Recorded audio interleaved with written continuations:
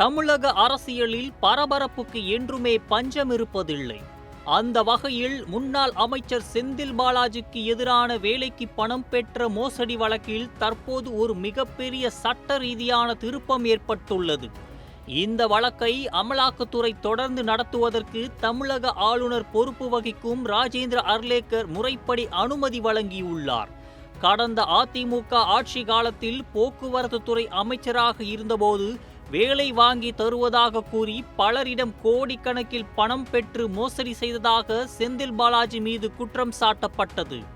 இந்த வழக்கில் கடந்த 2023ஆம் ஆண்டு கைது செய்யப்பட்டு சுமார் 15 மாதங்கள் சிறைவாசத்திற்கு பிறகுதான் அவர் நிபந்தனை ஜாமீனில் வெளிவந்தார். சமீபத்தில் உச்சநீதிமன்றம் வழங்கிய ஒரு முக்கிய உத்தரவின்படி ஒரு பொது ஊழியர் அல்லது மக்கள் பிரதிநிதி மீது ஊழல் வழக்குகளை தொடர வேண்டும் என்றால் அதற்கு சம்பந்தப்பட்ட மாநில அரசின் முன் அனுமதி பெறுவது கட்டாயமாக்கப்பட்டுள்ளது.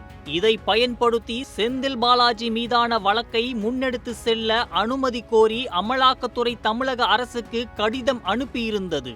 செந்தில் பாலாஜி திமுகவில் இருந்தபோது அப்போதைய ஸ்டாலின் தலைமையிலான அரசு இந்த விவகாரத்தில் எந்த முடிவும் எடுக்காமல் கோப்பை கிடப்பில் போட்டு வைத்திருந்தது.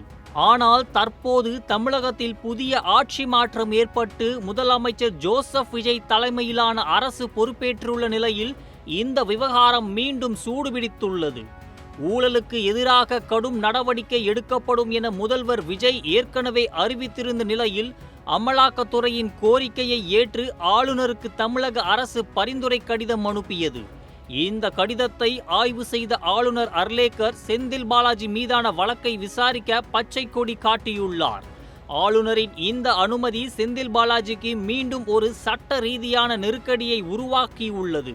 குறிப்பாக இந்த அனுமதியை தொடர்ந்து அமலாக்கத்துறை தனது விசாரணையை அடுத்த கட்டத்திற்கு நகர்த்தும் என்பதால் அவர் மீண்டும் கைது செய்யப்படுவாரா என்ற கேள்வி அரசியல் வட்டாரங்களில் பலமாக எழுந்துள்ளது. ஏற்கனவே ஓராண்டிற்கும் மேலாக புழல் சிறையில் இருந்த செந்தில் பாலாஜிக்கு ஆளுநரின் இந்த அதிரடி அனுமதி ஒரு மிகப்பெரிய பின்னடைவாக கருதப்படுகிறது.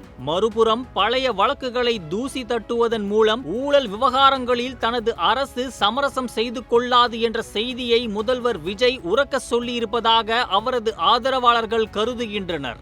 ஆளுநரின் இந்த முடிவை தொடர்ந்து செந்தில் பாலாஜி தரப்பு நீதிமன்றத்தில் மேல்முறையீடு செய்யுமா அல்லது மீண்டும் சிறைவாசம் நேரிடுமா என்பதை பொறுத்திருந்துதான் பார்க்க வேண்டும்.